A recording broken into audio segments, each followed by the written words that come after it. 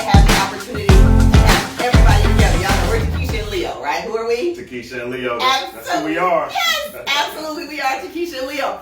But what we told you all, and what you all got a chance to see last week, was the conversation I got a chance to have about health and nutrition. So right now, what we're going to do is bring on our third person, our person that helps make this show. I'm an English teacher, help me out. That helps to make this show even more phenomenal. We are going to bring on our health and nutrition correspondent, Dr. Ada. Get excited about Dr. Ada!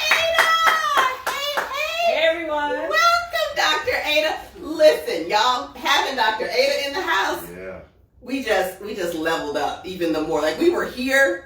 It's just exponential now. I was going to say, you guys were all ready. Wow, I am so excited that you're here. Dr. Ada is going to share with us. She's just going to take what we're talking about further. And initially I thought, we just bring her on later during her segment. Mm-hmm. But then as I was thinking about this, I was like, you know what? No, because what you all get to receive is the benefit. You heard Leo say during our introduction that you get the benefit of a man and a woman's perspective on the different topics pertaining to parent empowerment for everyday living, right? Because that's what we're doing, parent empowerment for everyday living.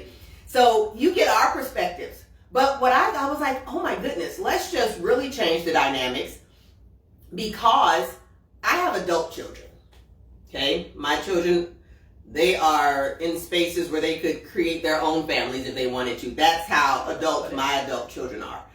But Leo has 18-year-old teenagers and 12-year-olds. Right. So that's a different perspective. He's got middle school, high school, college going on, right? Yeah. So he's got all of those things. That's a whole nother perspective.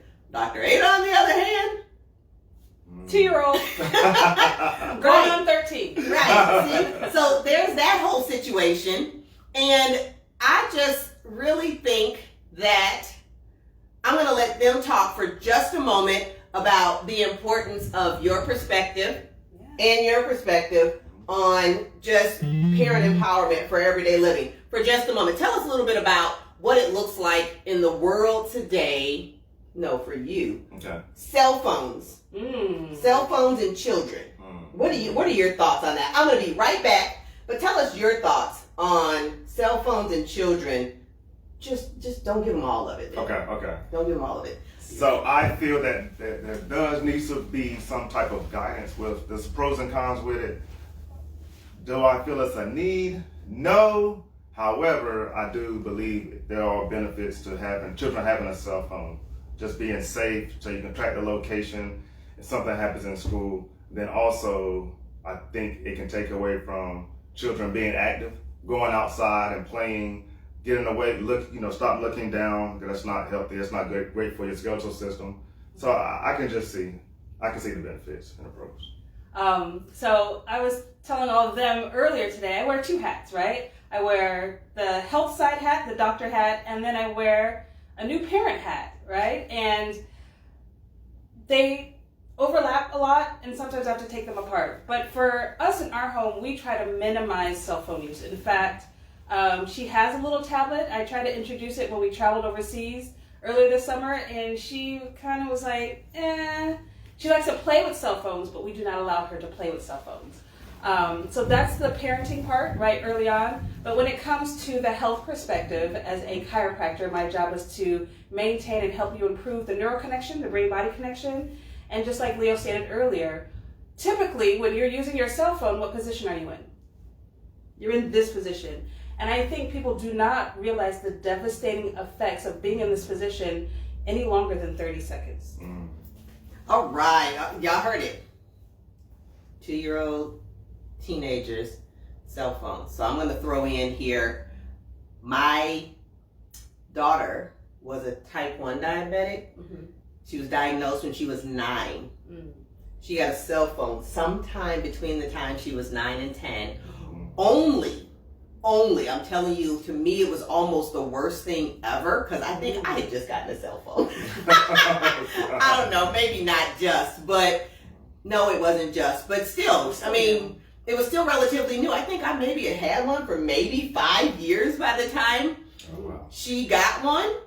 And it was only because she went on a field trip and some parent would not allow her to use their phone to add up, to do the calculations for her insulin versus the food she was. They were at a pizza thing, and a parent was like, "No, you can't use my phone." And I was like, "That'll never happen again." So that was the only reason, the only reason that my child got a cell phone. But listen, can we talk about cell phones for just a moment? Matter of fact, we're going to get to that. We're going to keep going about what cell phones do and have done over time. Yeah. But y'all, during this particular segment, I really want to impress upon you the importance of helping us help children, helping us help children by helping their parents.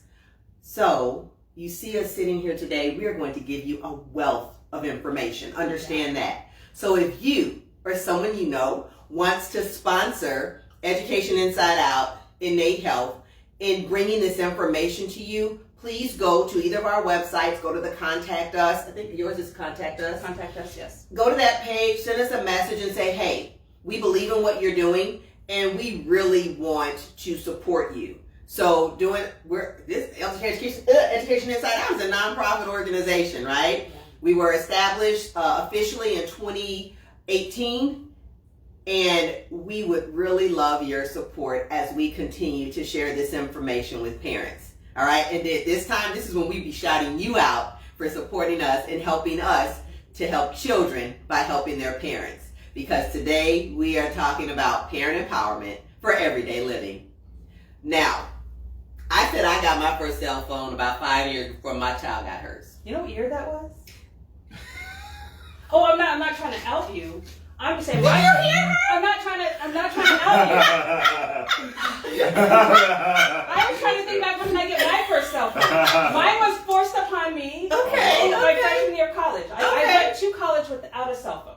Oh wow. Okay. It might have been about the same. without my cell phone. Yes. And my mom, she called me. She said, "You're gonna get a care package." So I'm excited. I'm like, ooh. And there was the Nokia 328 blue. You know, with the snake. And I was like, I don't want, I thought she was just using it to track me. And you felt offended by it. Yeah, because hardly any of my dorm roommate, she didn't have one until she came back from Christmas break. Okay. She got one for Christmas. Okay. So it wasn't a thing. Right, and that's because my son didn't have one. And I think my son sits between. No, he doesn't. He's nowhere near either of you. My bad. I am not anywhere near Dr. Ada where she was trying to put me. But that's okay. That's okay. I wasn't trying to out you. But I do remember when cell phones were carried in a bag. Oh, I barely remember that. I remember when cell phones. I had friends. They were like the bag phone. Like the bag. Yeah, I remember. My brother had one. Yes. Yeah, the only people I knew had one.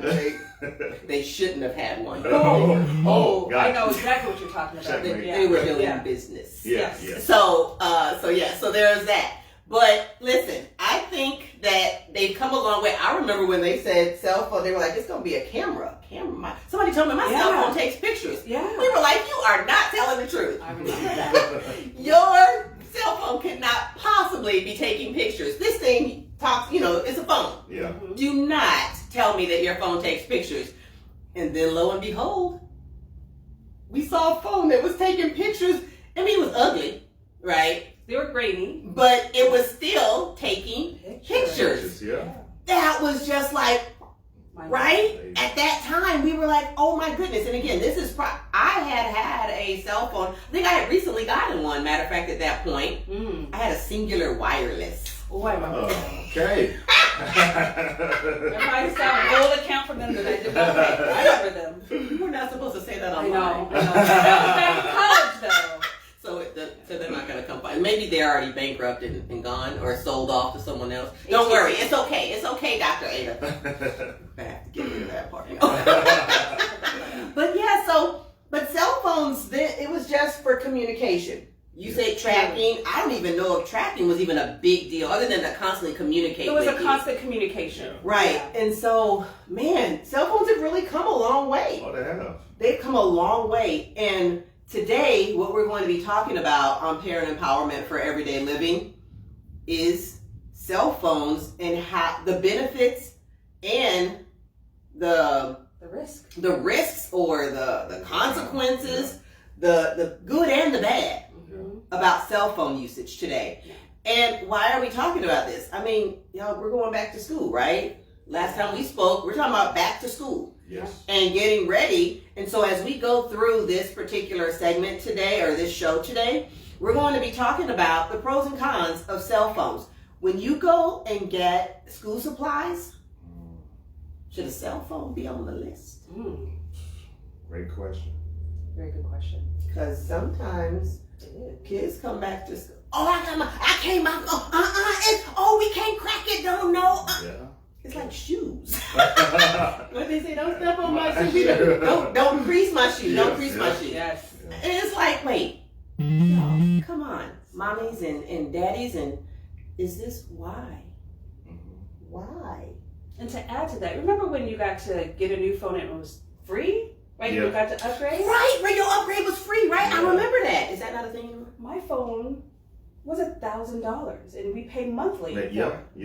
My phone Okay. was $1,000 4 years ago. I have not. You're not telling me. That's why I said really, because my phone, I've had it for a while too, since before COVID. Yep, same here. For that reason, because I couldn't justify the cost, even though it's, I've done PowerPoint presentations from this phone before, right? So there's benefits to it, but the cost for a little tiny. I know. And you really want to make that. Now listen, I've had kids walk into classrooms with no school supplies but a phone. Oh yeah. I was just going to ask you about that. No school supplies. They got a phone. Why is the phone so important? Now, I'm going to talk from mommy. Okay. So for me, like I said, my daughter got one because she was a type 1 diabetic. This is why she got a phone. That was it. Because she was a type 1 diabetic and I needed her to be able to contact me to do those calculations, all of those things, that was the only reason why she got a cell phone. My son, who was a teenager at the time, he was close to being a teenager. He was. He said, why she get a phone? Of course. And I was like, this is the only reason. I mean, matter of fact, we called my mom. My mom sent us her phone and we activated her phone because that was the only reason. We didn't see fit that children have a phone. Yeah. That didn't make any sense. So then, why today? Why today is it that parents see that it's for children to have a phone over school supplies? Now, Leo, I have a question. Do your kids have cell phones? Yes, they do. And if they do, why? And when did they get them? Yes. So I want to say they probably at a young age, maybe 6, 7. So the oldest one probably got it around 8. Then my daughter, she's the middle child. She probably got it around 6 or 7. And then my son, I want to believe 4 or 5. Now, however, not a knock on the women. I know, I'm trying not to judge. My face, I lost it. I was doing good. Hey, And then he said 4, and my whole face just, So, whoa. It was more my wife. So I don't think we had a discussion. I'm just looking next. I see my son walking around 4-year-old with a phone. I'm thinking, what is this about? Yeah. So he uses it he plays on games. Now he's 12 now. Okay. But it goes back to what I said. Some people look at it as a need rather than a want. Yeah. But for me, I'm looking at the benefits because, I'm not going to say my age, I'm old school, but I grew up to a time where we went outside and played. Same here. Got some sunlight. We drank water out of the water hose. Yeah. I think that takes away from the children doing that. And I even tell my children that, go outside. The weather's nice. Put on some sunscreen. Go in the backyard. Play. Be active. Play. Be creative. So I do feel, but I don't look at it as, like I said, I don't look at it as a need. I think it's more of a want. But some people just want to make sure their children are safe. And I think it takes away from a child's creativity. It does. Now you can put content up there, be a content creator, but the AI is coming up now, something big. So I feel it can take away from a child's creativity. So, but yeah, my children have cell phones. Now, do you think your wife introduced the cell phones for like the tracking purposes or their ability to communicate with you guys at a time of need? They were 4. I I know, but you have some 4-year-olds that were, Yeah.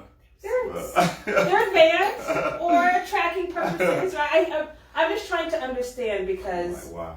as a practitioner, we're about to put up no cell phones in the office. We used to in the old office. For that reason, nothing is worse than me looking around and seeing a bunch of this in my office. So I see that when we're out and about, I see kids with it. And so I'm thinking, as a parent, okay, maybe the tracker, if they're going to a friend's house, right? Yeah. Making sure that I know what you're doing, where you're at. But yeah, I don't know. And I want to say this before I forget as well. I believe also as a con, it's taken away from just not children, but also adults, our communication style. I'm going into that. Do you know how many times I have been out with my wife on a date, and I'm seeing young couples. The whole time. There's no conversation. Or they're texting each other, me, oh my God, on Instagram or Snapchat. Yes. And that's the communication. Yes. Wow. So I'm nosy like that, y'all. So we if don't you see me, know. I am. She is people watching. She That's is my people job. watching. That's my job. Because that is what she does. Yeah. She watches because she's checking your posture. Yes. That's Not good. your communication. She's checking for your posture. Because believe it or not, your posture actually dictates your health. It's actually one of the main tools we use to assess the current condition of your health. I can tell literally by the way someone walks what's going on with them, if they've got cardiovascular issues, if they've got kidney issues, if they've got liver issues, if they've got thyroid issues. I can literally tell that by the way you walk and by the way you stand, Come on, by the way you communicate. Listen, what Dr. Ada reminds me of, I used to love the show Bones. Yeah. She used to say those very things, and I'd be like, I was so fascinated. But it's very true. Her talk. So just hearing her say, like, we've had conversations for years, but I've never heard her say that, and I'm just like, I'm so excited because that's what Bones used to say. I watch people as they walk into the office, when they walk away, and I even use that same tool on kids. And I'll ask a parent, such and such, and they're looking at me like, "How did you know that?" Your posture, the way you hold yourself, is indicative of how your internal self is. And so that's why I ask, why would a parent introduce something that could potentially be so harmful? What is their thought process?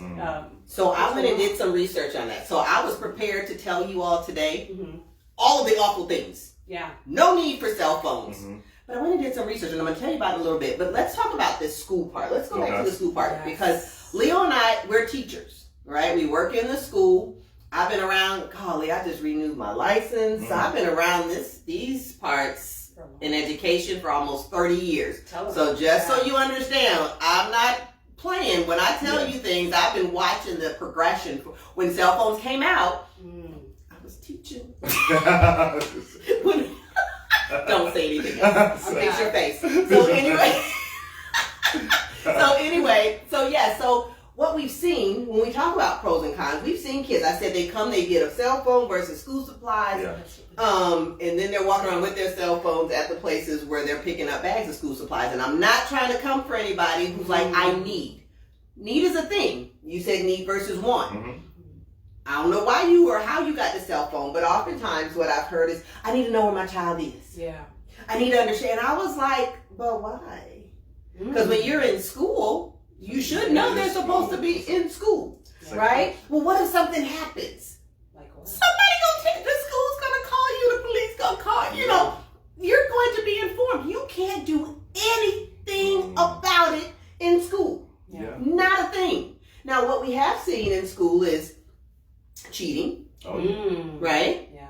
Because if they have a cell phone, then are they literally looking up answers? Sometimes in some, because they have their phones. And if you have an inattentive teacher, which unfortunately there are several, then that's a thing that can happen. They're recording themselves and each other, which is illegal in some cases, especially some of the things that the little interestings choose to record and post, right? So there's that. And then the school has to deal with it. You bought the phone.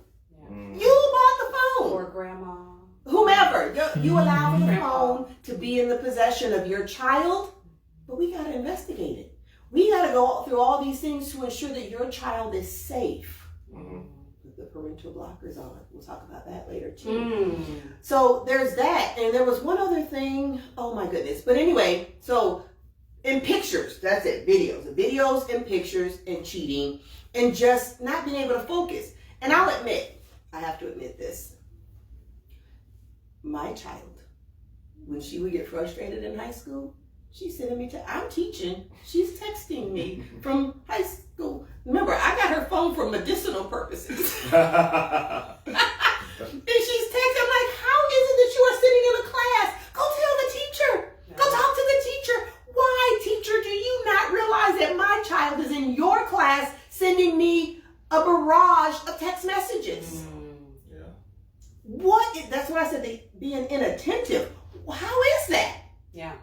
So who else, if my child was texting me, who was your child texting? Yeah. Because sometimes we can't even reach you when we call. Yeah. So why is it such a big deal for these phones to be in schools? Why is it that people are fighting and battling? So as I said, I went and did some research because I was going to tell you all the reasons why not. Those right there that I just shared were the reasons why not. Because we have to like battle to get the phones. We have been in a school system. I've been in a school, our school that we're in now, on board, no phones during the day. Any school I have ever taught in since cell phones were a thing, it's always been everybody has agreed no phones during the day. Good. Right? So when I read stories like what happened in Virginia, I think there's one that comes out of Wisconsin, I think as well, about just now. Just now we need to take these phones away. So I did the research to find out, what is it? So I said crime, because parents often say, I need to know where my child is. And so I'm like, okay, all right, how about this? You know where they are when they get to school.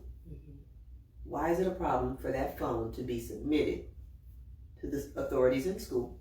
And then you take it, and then when they get home, that phone can be put away because now you know they're home. Yeah. Because I called when I got home because I was a latchkey kid. My mommy was at work. Yeah. So I get home and I stand up there under that big old yellow thing and man, I was excited when we got the doo-doo-doo. That was so excited. We got touch-tone phones. Yeah. Oh. Same. You said same? Whew, good, because you were looking at me like I was old earlier. Anyway. Ours was red. So mine was yellow. I always remember. But I had to reach. And I had to do that. But it was important. Mommy wanted to know that we were home. Right? I get that. Okay? Your child, even if your phone stays at home, you know. But so what the crime report said was that crime is down. And then they have this big, and it also told the tale about everybody's watching everybody because they can triangulate everything about you based off of your phone. Your cell phone. The fact that we are right here right now, if anything happened, they can identify that we were right here, no matter that we weren't a part of anything, right? They can tell, oh no, we can X her out, and him out because they were right here. Yeah. What happened a couple of blocks over. That's the kind of triangulation that they are constantly doing with your cell phone. So, they talked about Obama phones once upon a time. Y'all remember they talked about when they did what was it called? Medicare. Oh, okay. Whatever. Obamacare. And so Obamacare. Yeah. So they started giving away phones to different families who were a part of Obamacare or something, right? Oh, I didn't know that. I don't know where you were. You were in college or something. She made money. She a doctor. she wouldn't know about that. She was getting ready to be. Don't worry. So when President Obama was in office, towards the end is when Obamacare. So, but they started giving away phones. So Obama phones is what people were calling them. Wow. Okay. So for me, I was like, I will never, because I know that the tracking in that phone. You already know. Precise. What? It was intentional. Yes. I know that the tracking in that phone, I know, because if the tracking in our current phones that have nothing to do with government issue and such are tracking us all the time. What was the purpose of issuing the cell phones? It was like to help for whatever people needed to communicate, whatever. It was just like saying, it was low cost medical, something like that. It was kind of like part of Medicare. Yeah. I'm sorry. I apologize. Anybody, you can feel free to put in the chat. You can chastise me. It's okay. I just remember that. But my thought on it was not me, because I do not want them tracking me like that. Yeah. No matter now that they're tracking me, no matter if I want to or not. So, but I don't care because I do good things. Yay! But anyway, but nevertheless, cell phones have helped with crime. Okay. And also, if anything ever happened and people say, I just want to know what's going on with my child. Okay. Well, they're home now. When's the last time you checked on their phone? Oh. Yeah. Why do we find out at school what's happening in your house? Wow. Why do we see the videos in the bedroom in your house?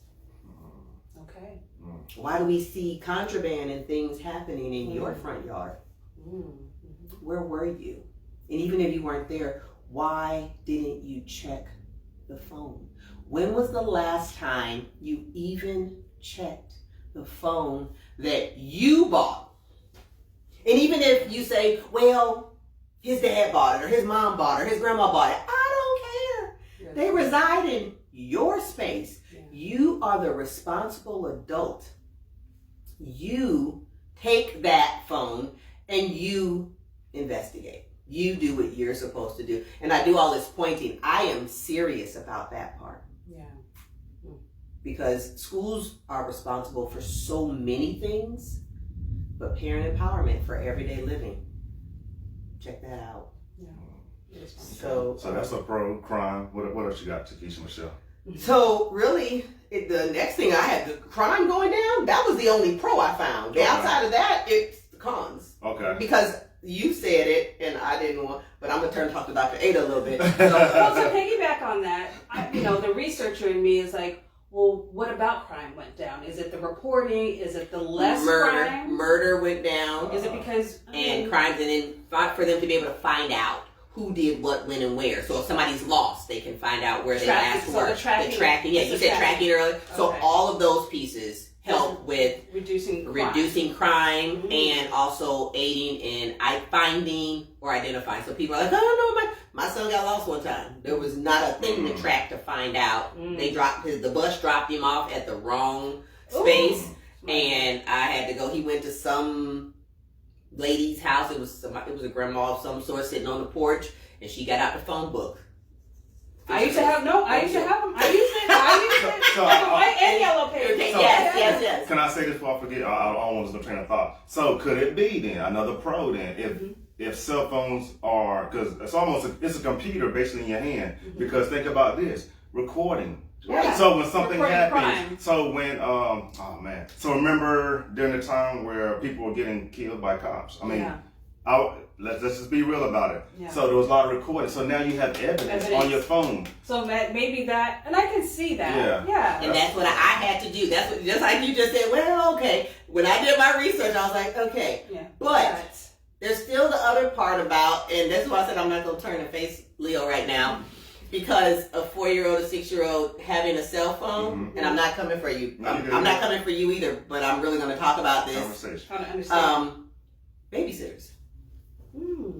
They are used as babysitters. Yes. Oh, and so that's where parents should be actively engaged. Now, I get it. My son, and so when I was looking at this, and I was like, I'm telling the people, because they need, but for me it was the little Tiger video game thing, the handheld video game or whatever. So my son had those. His grandparents believed Nintendo Flip things? Pre-Nintendo Flip. I never had one. I'm just trying to remember. But it's all the way back. So I say Tiger. So they were the ones you could go in like Dollar General or the grocery store or whatever, and they were hanging. So it's just a lot of plastic with a little game in it, and he played the games all the time. Okay. So he had those. My son was a video game junkie, and we had to break that off because I was a teen parent, as I said. So when I left for school, my parents were like, look here, babysitter. They did the babysitter thing because everybody else is high school and doing their own lives. So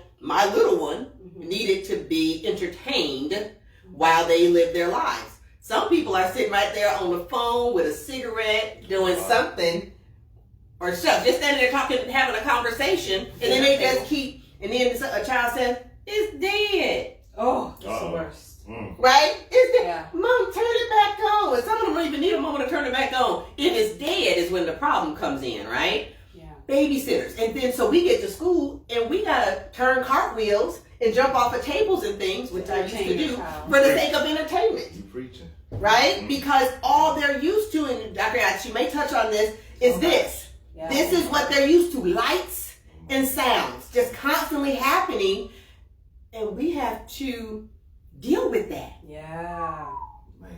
I don't think parents understood that. And this, I'm glad you brought that up because I'm going to go a little bit technical now. We're going to dive into the science behind that. And it brings me to a story. One of our families, they've been coming to us for years. And I remember when they first came in, they both, little boy, girl, had their tablets, right? And they were so attached to them. They were waiting in the waiting room, so it was time to get adjusted. And the mom wanted to stick the tablet under the table, so when they were looking down while they were getting adjusted, they had the tablet. Oh. And I said, oh no. I said, no, Mama, this is not going to work. I said, first of all, when I'm adjusting you, we're affecting your nerve system. When they're watching a screen, it's affecting their prefrontal cortex, right? Which is basically the entire brain. Their prefrontal cortex is there for reasoning, right? Understanding right, left, neural processing their surroundings. So if I'm trying to help facilitate that, but it's getting disrupted by a device, what are we doing here? And I told her, I said, Mom, we can't do that. You can't be a patient here if this is what we have to do every time your child gets adjusted. And so she woke up, and at the next appointment, she said, I put it in the safe, and we're going to work on breaking and winging them off. And let me tell you, as an early chiropractor, you kind of feel nervous telling people, hey, don't do this because you don't want to scare them away, right? But I was so convicted in that because I knew the damage that it could possibly do and what it was doing. The fact that these children were so attached to a device, I said, no. So I started doing more and more research. I started putting signs up in the office. No cell phones because, just as Leo stated, it was distracting people from actually talking and communicating. And when we put up those signs and people had to put their cell phones away or not even bring them in, a lot of people realized, hey, we're related? We go to church together? My child plays sports with you? So it actually reinforced and created this community. Yeah. Right? And it's still to this day so awesome to see, like, oh my God, you were my 8th grade teacher, and this woman is now grown with her 2 kids, right? Wow. All because they weren't distracted by this. But to go back to the science, right? I hear all the time, I've given my child a cell phone because I need to track them, or I need to know where they're at, or the pacifier. And I want to get on my high horse and say, but you don't understand the damage that's being done, right? The constant use. So of course I'm researching. I have access to research articles because I pay for them, but then I'm also a mom, so I Google research. And so I'm looking at the articles that pop up when you Google, are cell phones safe for kids, or cell phones safe for use? And a lot of them say, we've done the research and the data proves that there's very little research that proves that there's any damage done by cell phones. But that's not true because we know that the electronic magnetic frequency, not the RF portion, and I've had discussions with my husband, he's an electrical engineer, so we've had debates about that because RF is very mild, right? It's like your remote control for your smart TV, very mild compared to an X-ray. But EMF, constant exposure, we know has the ability to change your DNA structure. Every cell in your body relies on frequency. Frequency gets disrupted in the presence of electronic magnetic frequency. Right? Wow. And so it's changing your mitochondria. We know that mitochondria is a powerhouse to your cell. It actually doesn't allow your body to create them. So we see kids that are fatigued all the time. We see kids poor posture, right? Poor posture is, now this is muscle memory. The body thinks this is normal. When you are focused on something that's emitting those frequencies, the body now thinks that this is normal posture. So you say, hey, sit up. And the kid does this and goes right back to this because now the brain thinks that this is normal. This is how you function. This is how you read. This is how you play video games. The body thinks this is normal. I want everyone to do this. Take the deepest breath you possibly can. Feel how restricted that is. Now stand up. Now breathe.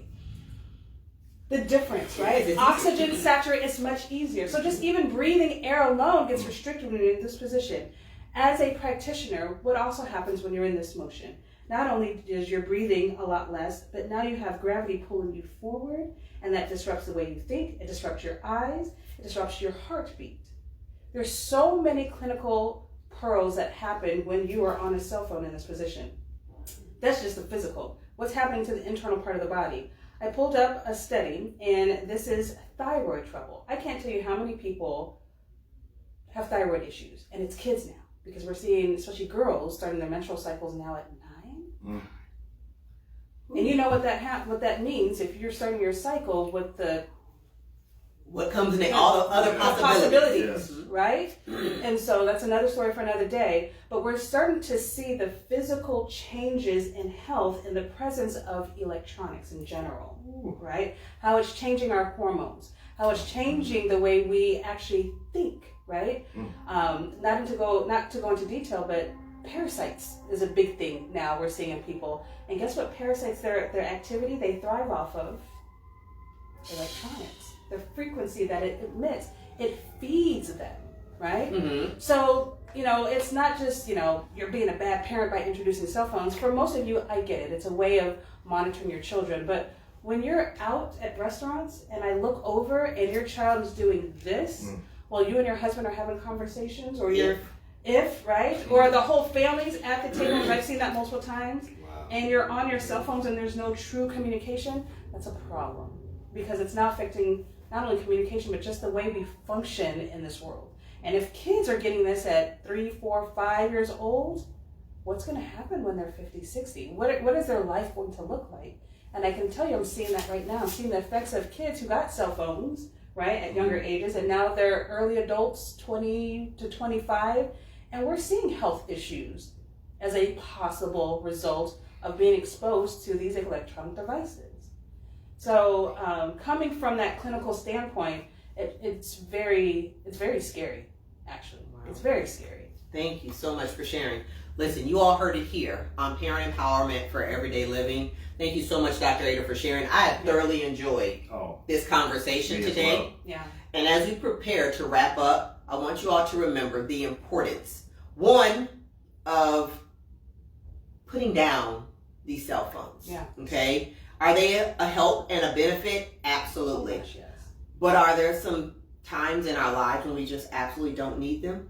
Yes. So I want to encourage you. At Education Inside Out, our 3 pillars are to build better relationships, which can be hindered with a cell phone, to establish consistency. What kind of consistency are you building in your home and in your family when you just constantly keep handing a cell phone? Or the consistency, changing the structure of posture and maintaining control.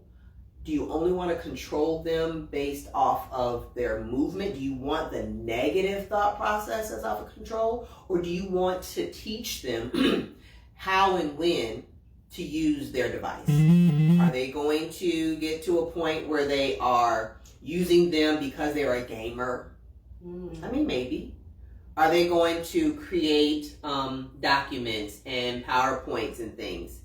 Okay. Time and place. Time and place. Absolutely. There's AI. People, AI. Listen, pretty soon, you won't even need a cell phone because the cell phone will have your job and it'll be doing everything for you. Don't worry about it. Keep on giving it all of your intelligence. That's my soapbox. It's my soapbox. Okay, don't worry. Excuse me. People were mad once upon a time. They used to work in the auto industry, right, and on the assembly lines, and then they were like, "Yeah, we don't need you anymore because this robot is gonna do it for you at a cheaper cost." Keep it up. That's all I got to say. And off my soapbox. Structures and strategies in place are very important. Start now. We talked about it last week that if in fact you are going to have a better relationship, you need to talk to your children. If you're going to establish consistency, you got to put the rules, the structures and strategies in place so that you can have control when you're not even there. All right? Your children will always know and understand these are the expectations of my parents. Start now because school will start soon. For us, our kids start school the 1st of August. Some of you, your kids don't start to the middle of August. Some kids actually, I think, started this week, depending upon what state you live in, what schedule your schools are on. Some schools literally, I think they don't start this week, they start next week. Our kids come back the 1st of August, and some of you, your kids won't come back until the 1st of September. But guess what? It's still imperative that you start now. Because if school starts, and then like Dr. and I talked about, our parents told us about it in the summer. The change happened. So we were ready when it happened. Because if you just say, here, go to school, and when you come home, sit down and do some homework. But wait a minute, for the past weeks or months, I've been sitting in front of a TV. I've been playing games. I've been sleeping till whenever I want to. Start now. You've got to put some structures and strategies in place so that you can maintain control and life can be so much better for you and for your children. Excuse me. We are Tikisha and Leo. I love it. And Dr. Ada is with us, and prayerfully, I love this whole conversation, and I prayerfully will be able to do this like this. But she's a whole like doctor and junk, and her schedule gets wonky, and school kind of happens, and it is what it is. We'll figure it all out. But you will be seeing us twice a month, so get excited about it. We'll be right here sharing with you parent empowerment for everyday living. We'll see you all again very soon. Bye-bye. Bye.